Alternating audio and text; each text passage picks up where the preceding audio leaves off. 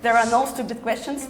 It's not true. Your skills are not enough for us. And I'm still struggling with it. I am pretty lonely here. 70 applications. I came home and I was crying. And it was like terrifying me. People who were talking about pipes. And I'm still struggling with it. Basically, they were too expensive. Can you take her?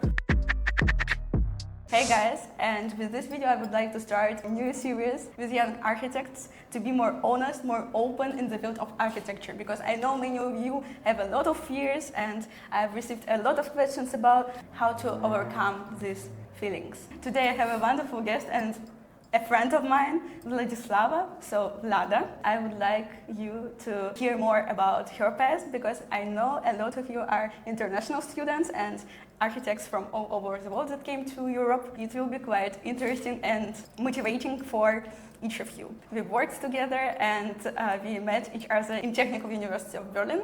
Thank you for being here and for supporting me not only for this channel but along my way. Yeah, first of all, thank you for inviting me to this small, let's say, podcast. I was born in Moscow and I finished my bachelor there. Then I right away moved to Berlin to start my master program here. And I just recently finished it. And now I'm working here as an architect, as a full-time established architect now. And she's working in Hild and Berlin, and I know many of you know that I worked there. So yes, this was my tutor there. Have you ever felt envy or comparison with other students along your way, and how did you overcome it? Well, I cannot say that I felt ever envy, but for sure there was always comparison, because architecture, even during studies, is a very competitive field, and you see a lot of people who are better than you in some parts of the studies, for example. So there was always a moment of comparison myself to someone who is doing something better. Mm-hmm. But it was motivation to work more, or it was also helpful to understand that maybe in this field you are a bit worse than someone, but in another field they also see you as their competitor and their rival, let's say. Mm-hmm. So it was very interesting to see in which fields you can be, let's say, the first, and in which fields you should, let's say, give some more gas. Mm-hmm. For me, it was also the same for my first semester. One of the most important feelings was comparison with other students. It was like in the middle of depression, let's say, because it was like comparison that I saw in each project of every student that were among my class. And it took me about half of a year, so the whole second semester to overcome it, and I'm still struggling with it.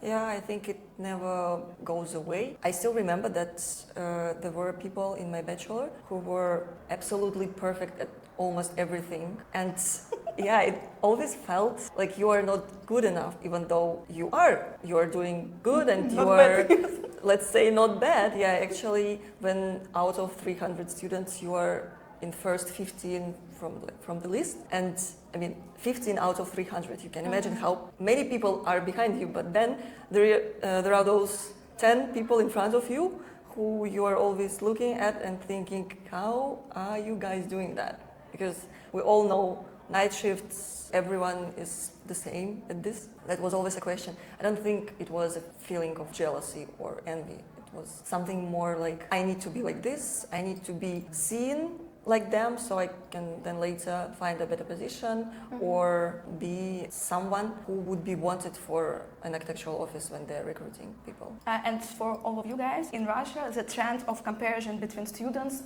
or, for example, pupils is much higher than in Europe. For example, it's normal to say your note out loud within your class group and say that you're best, you're bad, you're now better, and something like that. It's not normal in Europe, but it is how it is in Russia. So yes, she knew exactly that she's 15th out of the list of students. I think it's a very strong decision just to move alone to another country being only 22 and 23 years old. Yeah. How did you come to this decision, and what your parents, for example, said? Was it difficult? Yes, it was difficult, but how? I think that was already a thought in my head the third year of my bachelor. In Russia we have 5 years bachelor. I was thinking that it would be very nice to finish my bachelor there, but then to start a master program somewhere else in Europe. I don't know, that was just like a destiny already. Technical university is in top 20 of universities for architecture studies. Master program, typology, architecture was, I think, 12 recently listed. So basically I thought that was a good thing. Of course, in my head there were also universities like MIT or Delft, but basically they were too expensive. And my parents were supporting me into that whole journey, and they were just glad to help me as much as they could. Yeah, then when I received invitation to Technical University of Berlin, I just packed my baggage. Your story is different from mine because it wasn't like my decision to move to Germany from Russia. Yes, I'm from Russia. I was 16 years old and my parents just saved me 2 months before moving. Let's go, we're moving to another country. And I was at school, so Should be terrifying. That's why your experience is a bit more alone in this way. I cannot say that first month and actually the moment before moving I felt fear. I don't know why, probably because I had already friends who were studying here, also from my university, and I had kind of mentors whom I could ask all those stupid questions. The scariest thing was how I would arrange my routine here, how would I find my apartment, and then I was already missing my family. I was used to living with them my whole life. During the studies it was my greatest support and help with all of my night shifts and so on. So I just thought that I'm going to be here alone in a way and start my life as an adult, almost from scratch in a new country. A very important thing was that my father came with me for first 2 weeks. He helped me to establish myself here a bit. It really was cute in a way. But then I think the further I went with this whole new life, and the first half year I think was more like falling in love with a new city, with a new life. And then, you know, you see the reality. You tackle all the possible problems you can. There are actually not that many people who can understand you. I mean, of course, those of your friends who moved with you, they can understand you, and all the immigrants in general can understand, but it's still a bit, let's say, personal experience for specific immigrants from a specific country. We all know that. But in general here, people like those who are living in Europe, they would not understand what actually your problems are. After a year or something, I felt that I am pretty lonely here, that I do not have a lot of friends. Mostly those who I considered friends were people with whom we just had the common immigration trauma, let's say. After a year, we just found ourselves in different companies, circles of people. But after that, it got better and better. I started to find people with whom I connected on another level, soul level, let's say. When I found my people, I felt more grounded, more secure, also a bit confident that I could, you know, very simply call someone when I needed. And rely on someone. Yeah, also that.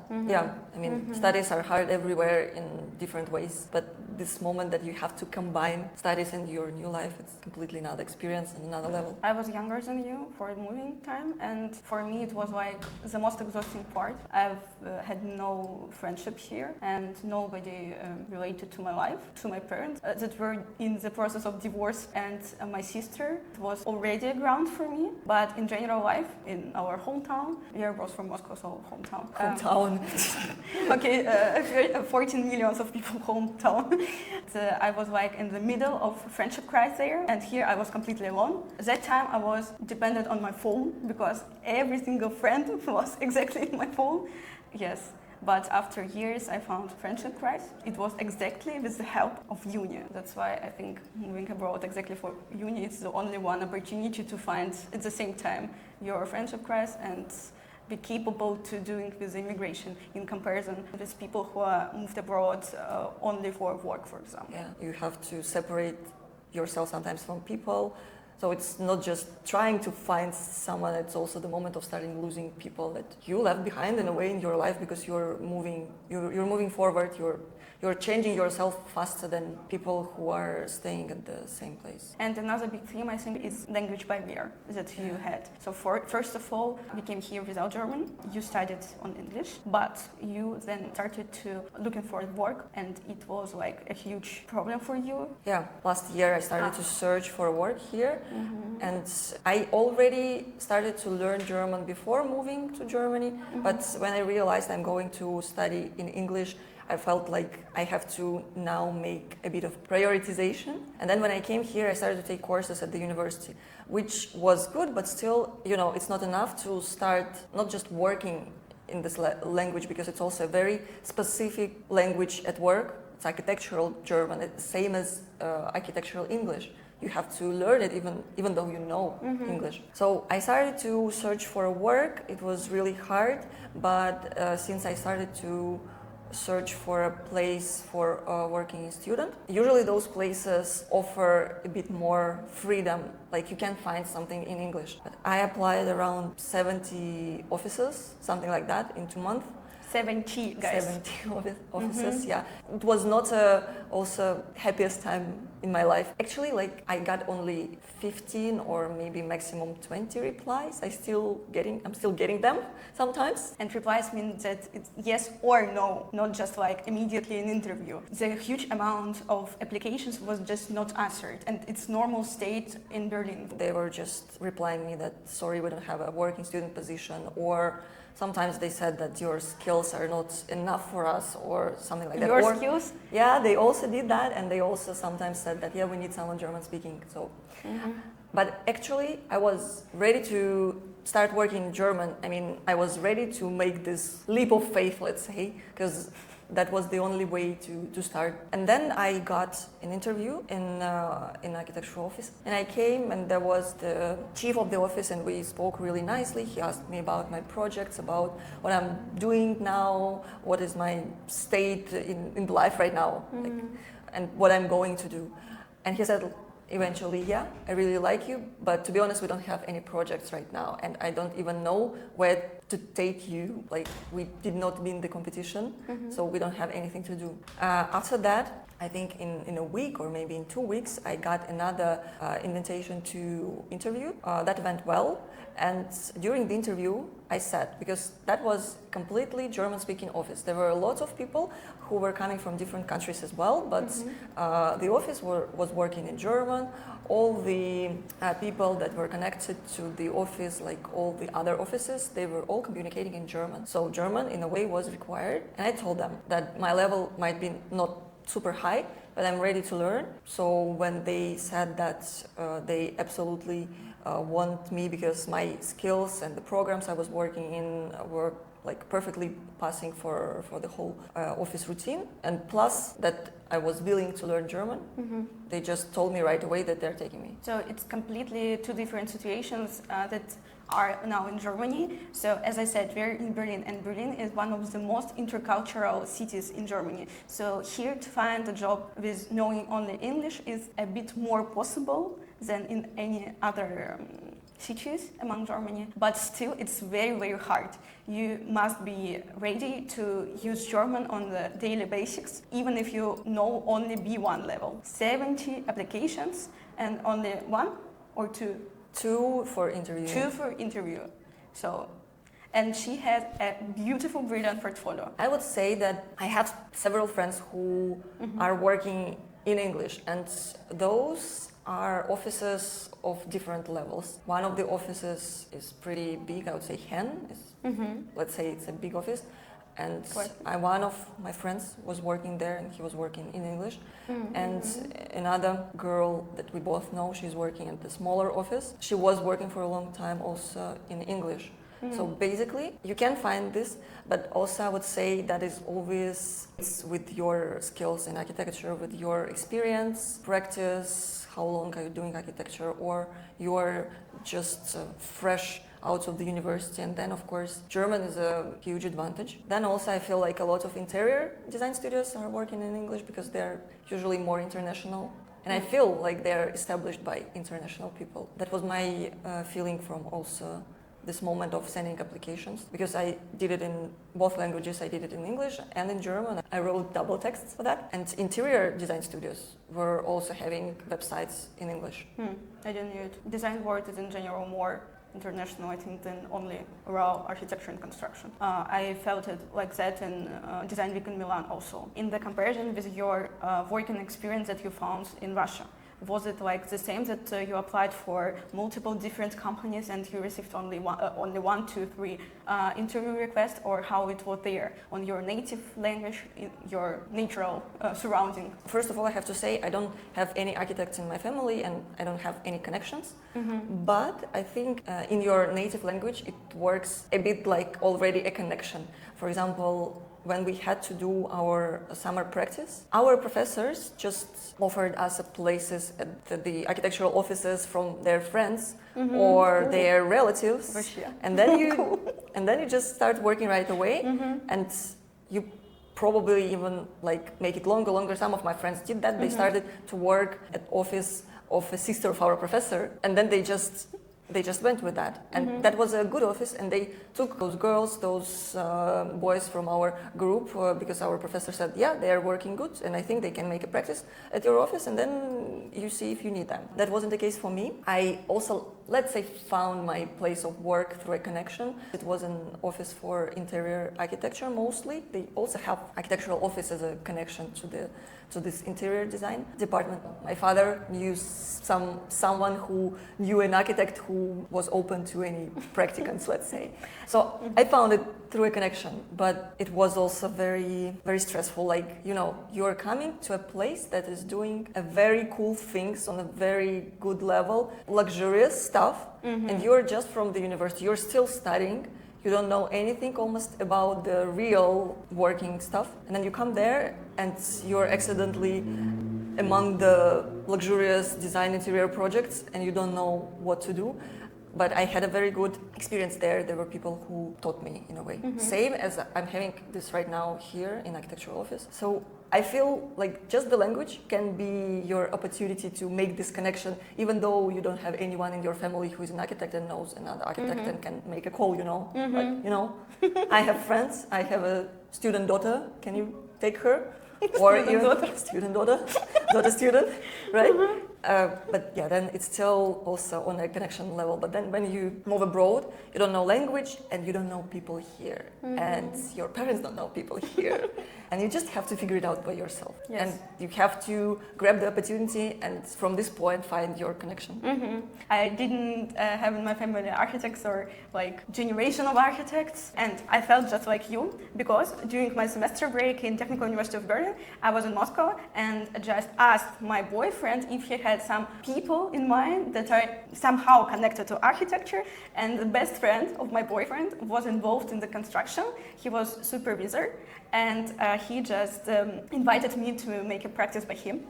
And it was like a construction practice that I needed to be approved to make a bachelor thesis in my university, but I did it between my first and second semester. So very, very like as a young specialist without knowing any construction stuff. And he just guided me through every little detail. It was just because I lived in Russia, just because of that, without knowing anyone. It's just connection between people. Yes. It's not the professional connection. Yes. So yeah. And I think if you live in Europe already for like 5 years, it's already a huge opportunity for you if you're looking for internship or looking for a job position. So just call or like write to your friends that are not connected to architecture if they have some connections in person. So with the man and woman who involved in construction, and it will work 100%, like in a month or in 2 months, but somehow it works. So did you have some mental breakdowns or some like negative experience regarding your mental health when we're speaking about studying or working in the architecture field? First of all, during my bachelor, it was usually very exhausting. I mean, I did a lot of night shifts. It's normal for Russia that you have a fixed schedule. You cannot make longer or you cannot skip courses. You have all the seminars, all the studios fixed for your group? In Germany, it's common to make architecture bachelor master longer than it should take in general. So it's basically 3 years of bachelor and 2 years of master.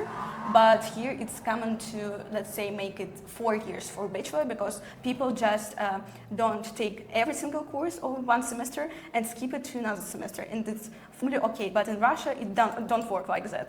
So basically you have a lot of courses at the same time and you have to manage everything.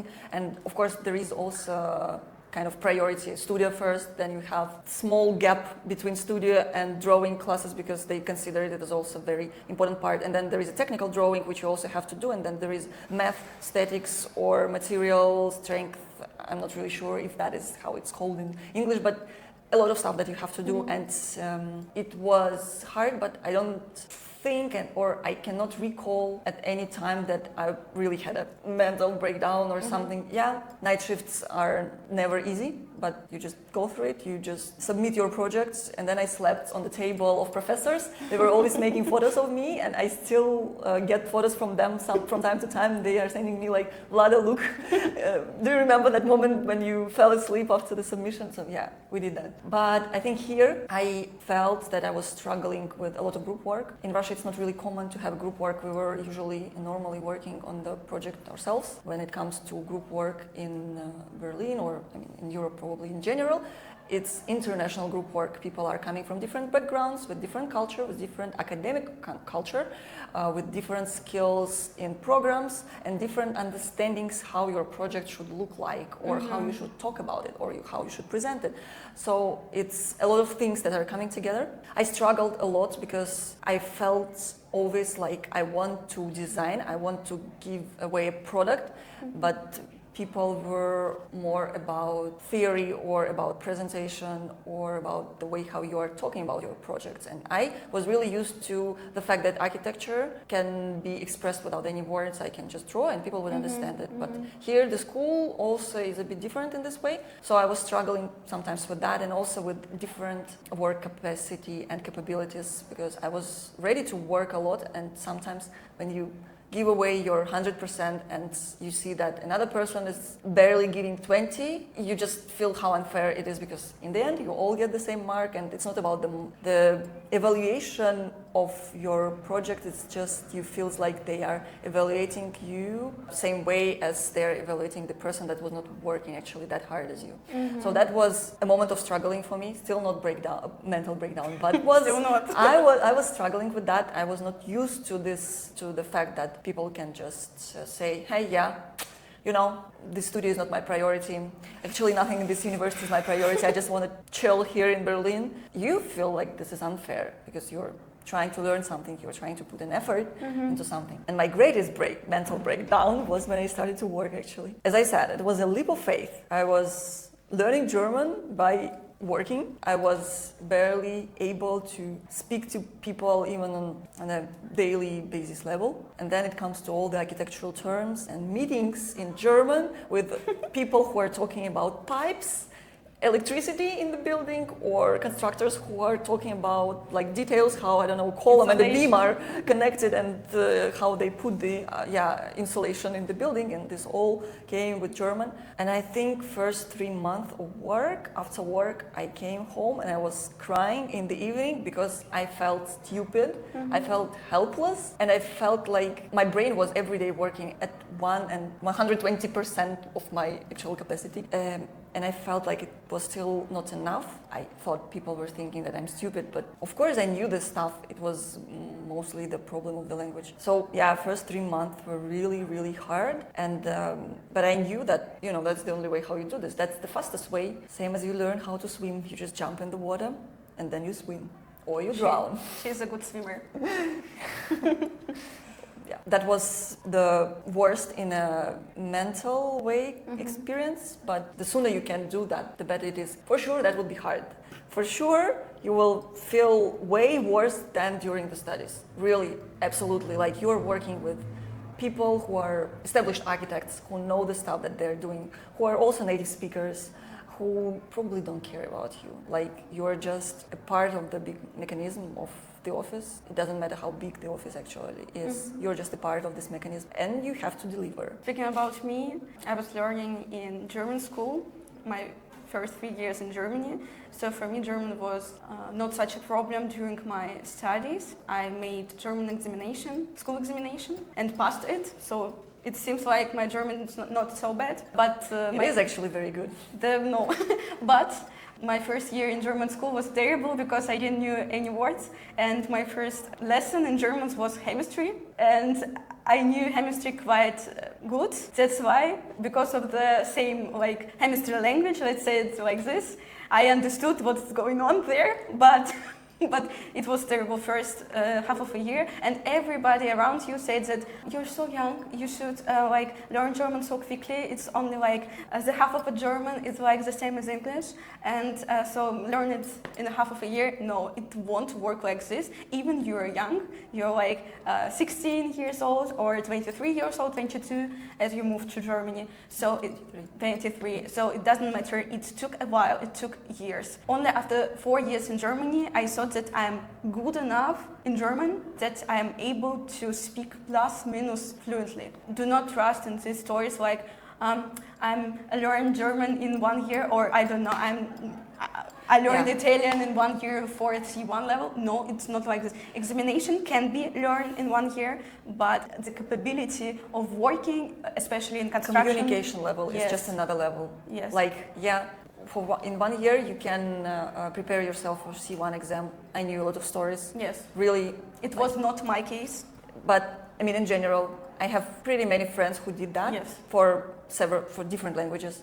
You can do that, but communication is always something else. People would expect you to learn it super fast.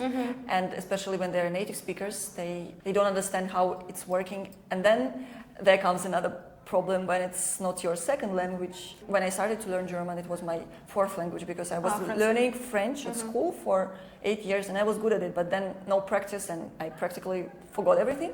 I can understand when I'm reading, but still. So at first I mixed French and German. Now I don't do that, but I feel like the more I work in German, after the whole day of work in German, I cannot express myself in English. Sometimes even my Russian is slightly going away, and then you just cannot communicate in any of 3 languages you know. Yes. Here abroad, you will always have a pack of another problems which you have to resolve, which you probably would never have to resolve in your own country, or you would not even know that these problems can exist. And it's just a lot of shelves in your brain that are packed with the jars with problems. And then there is a language. Of course, you are trying, you're doing your best, but it's exhausting. Your brain really works at the age when you're dealing with even daily routine problems. During my first job in Germany, it was in KVL.